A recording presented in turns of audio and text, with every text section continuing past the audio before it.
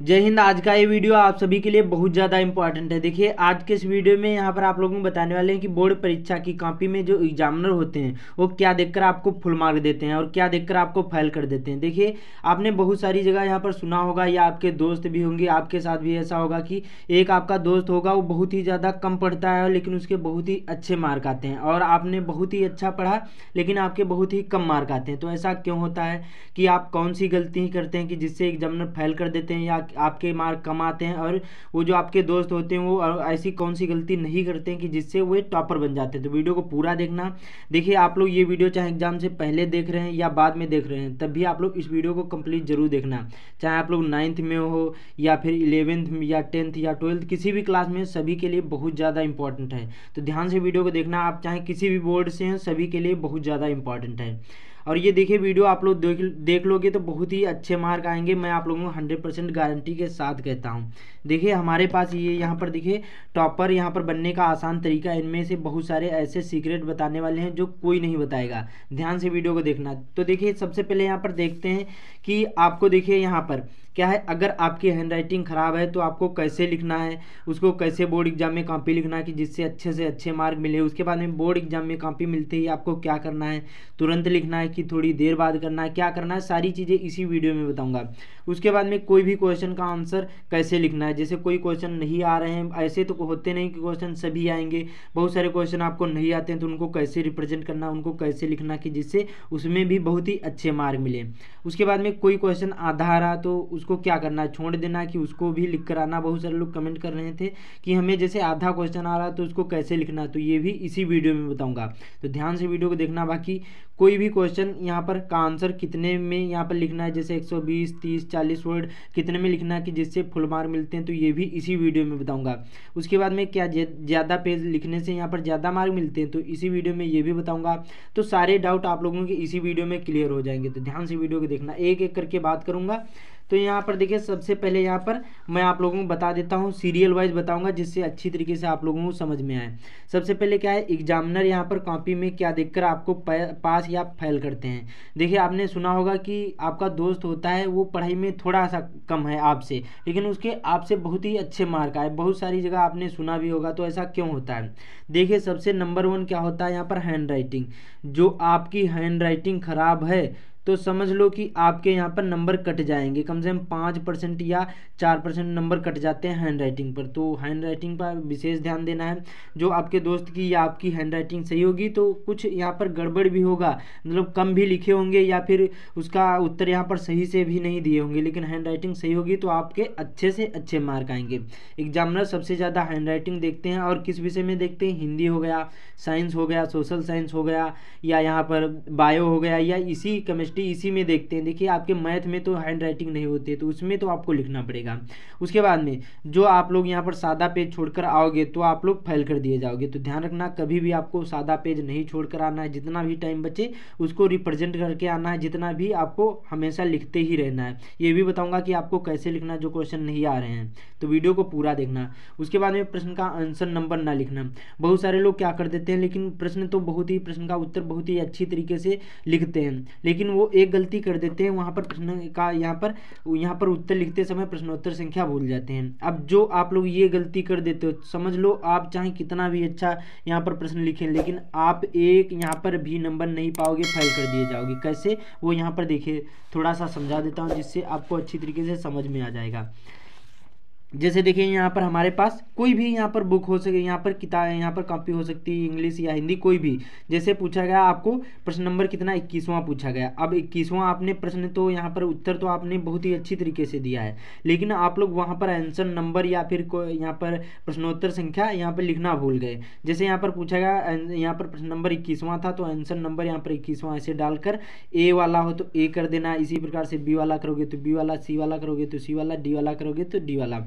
इस प्रकार से आपको लिखना पड़ेगा। नहीं लिखोगे तो एग्जामिनर को क्या पता कि आपने कौन से यहाँ पर प्रश्न का उत्तर दिया है। तो ये ध्यान रखना, आपको प्रश्नोत्तर संख्या जरूर ही डालना है, आंसर नंबर जरूर ही लिखना है। नहीं लिखोगे तो फेल कर दिए जाओगे।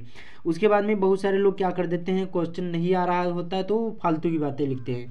जैसे यहाँ पर गालियाँ, कसम, शायरी या कोई यहाँ पर धार्मिक चिन्ह बनाना, इस प्रकार से ओम करना कि इससे क्या है वो यहाँ पर आपको पास कर देंगे। इससे देखिए पास नहीं करेंगे और आपको फेल कर दिए जाओगे। इसलिए आपको कोई भी धार्मिक चिन्हों का प्रयोग नहीं करना, ना ही आपको कसम यहाँ पर या फिर शायरी या पैसा, कोई भी चीज़ें आपको नहीं रखना है। देखिए वहाँ पर जो पैसा रखोगे उसमें बहुत सारे एग्जामिनर जो कॉपी चेक करते हैं वहाँ बहुत सारे कैमरा लगे होते हैं, और एक जैसे तो यहाँ पर टीचर होंगे नहीं, कुछ अलग मूड के होंगे, तो पता नहीं वो कैसा मूड का मिल जाए और आपको फेल कर दे। तो आपको ये कोई भी मिस्टेक नहीं करना है, नहीं तो फेल कर दिए जाओगे। ठीक है, तो इतना समझ में आया। उसके बाद में यहाँ पर देखिए अगला, यहाँ पर देखिए यहाँ पर ये वाला क्या, यहाँ पर क्या ज़्यादा पेज लिखे, यहाँ पर लिखने से यहाँ पर ज़्यादा मार्क मिलते हैं। देखिए बिल्कुल ऐसा कहीं नहीं लिखा होता है कि ज़्यादा पेज लिखने से ज़्यादा मार्क मिलते हैं। हाँ, लेकिन जो कम लिखोगे तो नंबर तो कट जाएंगे, लेकिन ज़्यादा पेज लिखने से ज़्यादा मार्क नहीं मिलेंगे, आपका टाइम बर्बाद होगा। ठीक है, जो कम लिखोगे तो नंबर कट जाएंगे, और जो ज़्यादा लिखोगे तो आपका टाइम यहाँ पर निकल जाएगा और दूसरा प्रश्न भी छूट जाएगा। तो ध्यान रखना, हमेशा जितना पूछा जाए उतने में ही आपको लिखना है।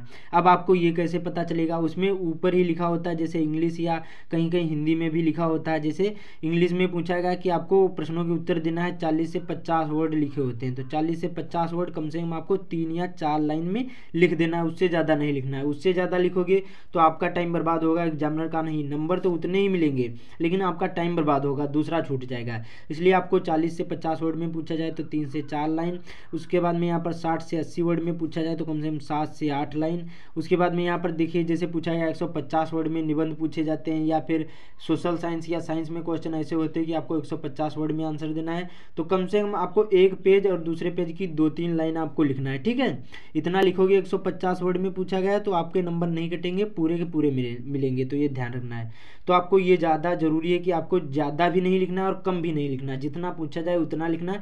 मतलब आपको एग्जामिनर को समझना है कि उसको समझ में आना चाहिए कि प्रश्न का उत्तर हाँ बच्चे ने अच्छी तरीके से रिप्रेजेंट करा है, कि आपका क्वेश्चन कैसा है और उसको कैसे समझ में आ रहा है। ये आप ज़्यादा मैटर करता है, इसलिए आपको ज़्यादा पेज नहीं लिखना है, जितना पूछा जाए उतना लिखना है। उसके बाद में यहाँ पर एक्स्ट्रा पॉइंट क्या है, प्रश्न का आंसर लिखते समय वर्ड में यहाँ पर थोड़ा गैप जरूर रखें। अब जैसे कोई भी प्रश्न का यहाँ पर आंसर लिख रहे हैं, यहाँ पर जैसे एक ये प्रश्न लिखा, यहाँ पर समाप्त हो गया, तो आपको क्या करना है, इन दोनों के बीच में कम से कम 1-2 लाइन का गैप बनाकर लिखना है और पटरी से लाइन खींचना है। वीडियो के आखिर में बताऊंगा वो कैसे करना है, जब कॉपी लिखना है तो उसको कैसे करना है, ये वीडियो के आखिर में बताऊंगा। ठीक है, उसके बाद में वह खाना खाता है, जैसे यहाँ पर देखिए जैसे वह खाना खाता है या कोई भी शब्द लिख रहे हैं, तो आपको क्या करना, कम से कम 1 पेन या आधा पेन का गैप बना बना कर लिखना है। इससे क्या होगा, कोई भी यहाँ पर शब्द होंगे, जैसे हैंड राइटिंग भी खराब होगी तो वहाँ पर अच्छा दिखेगा। और यहाँ पर ज़्यादा यहाँ पर गैप नहीं छोड़ोगे तो वो ज़्यादा अच्छा नहीं दिखता है और एग्जामिनर को समझ में भी नहीं आता। तो ये ध्यान रखना। ठीक है, उसके बाद में यहाँ पर क्या है, जिस प्रश्न का उत्तर यहाँ पर बिल्कुल ना मालूम हो तो उसका आंसर कैसे लिखना है। देखिए ऐसे तो क्वेश्चन होते नहीं, बहुत सारे ऐसे क्वेश्चन होते हैं जो आपको नहीं पता है, तो उनको कैसे रिप्रेजेंट करना। सबसे पहले देखिए क्वेश्चन को ध्यानपूर्वक पढ़ना है कि उसमें क्या बता रहा है। अब जो क्वेश्चन में कुछ ऐसे पॉइंट होते हैं, जैसे पूछा गया कि अम्ल तथा क्षार क्या होते हैं, तो आपने पढ़ा होगा अम्ल क्या है, खट्टे होते हैं। आपने बहुत सारे ऐसे क्वेश्चन पढ़े होंगे, उसके आंसर बड़ी आसानी से पता कर पाओगे। तो उससे संबंधित जो भी आपको आता हो, क ख ग घ ABCD कुछ भी आता हो आप लोग लिख देना। उससे संबंधित लिखोगे तो जैसे 5 नंबर का है तो यहाँ पर 3 या 4 नंबर जरूर ही मिल जाएंगे, उसको छोड़कर नहीं आना। सबसे पहले आपको क्या करना है, जो क्वेश्चन आते हैं उनको सबसे पहले करना है। उसके बाद में जो आधे क्वेश्चन आ रहे हैं तो उनको करना है। उसके बाद में जो कतई नहीं आ रहे हैं उनको आखिरी में करना है। ये ध्यान रखना है, ये आपको स्ट्रेटजी अपनाना है। जब आखिरी में करोगे तो उसमें देखिए जब क्वेश्चन नहीं आ रहे हैं उसमें ज़्यादा टाइम लगता है, उसको सोचना पड़ता है, बना बना के लिखना पड़ता है, इसलिए इनको बाद में करना है। कैसे करना, उससे संबंधित समझना है कि उसमें क्या है। जैसे पूछा गया कि 1857 की क्रांति आपको लिखना है, तो उसमें समझना है कि रानी लक्ष्मीबाई तात्या टोपे उसमें भीषण युद्ध हुआ था। तो इसी प्रकार से बना बना कर कहानी की तरह लिख दोगे, कुछ ना कुछ अंक मिल जाएंगे। तो ध्यान रखना है। उसके बाद में यहाँ पर देखिए अगला है कि जो प्रश्न का उत्तर आधा आ रहा है तो उसे लिखें या छोड़ दे। देखिए जो प्रश्न का उत्तर आधा आ रहा है तो उसको भी लिख कर आना है, उसमें कुछ और अपनी तरफ से ऐड कर देना और पूरा क्वेश्चन हो जाएगा। तो ध्यान रखना, उसको छोड़कर नहीं आना है। देखिए जैसे यहाँ पर गणित में है और जैसे आपने यहाँ पर देखिए 3 जैसे इसके पार्ट हैं और ये 4 या 3 नंबर का पूछा गया गणित का क्वेश्चन, 3 पार्ट में है।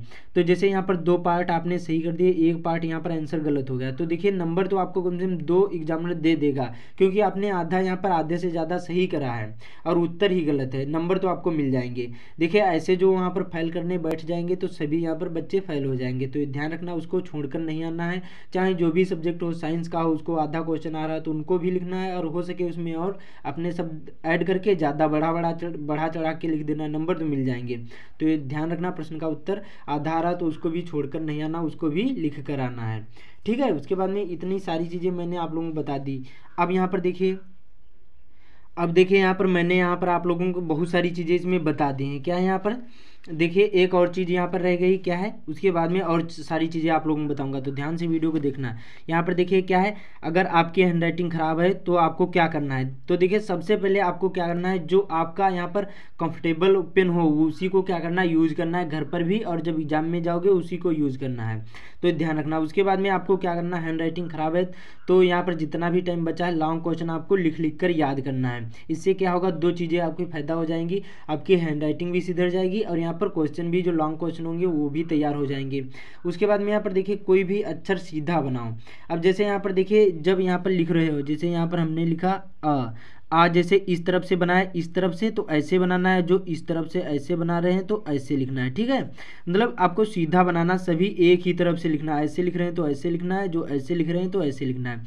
इससे क्या होगा, जब यहाँ पर अलग अलग करोगे तो उससे अच्छा नहीं दिखेगा और हैंडराइटिंग ख़राब हो जाती है।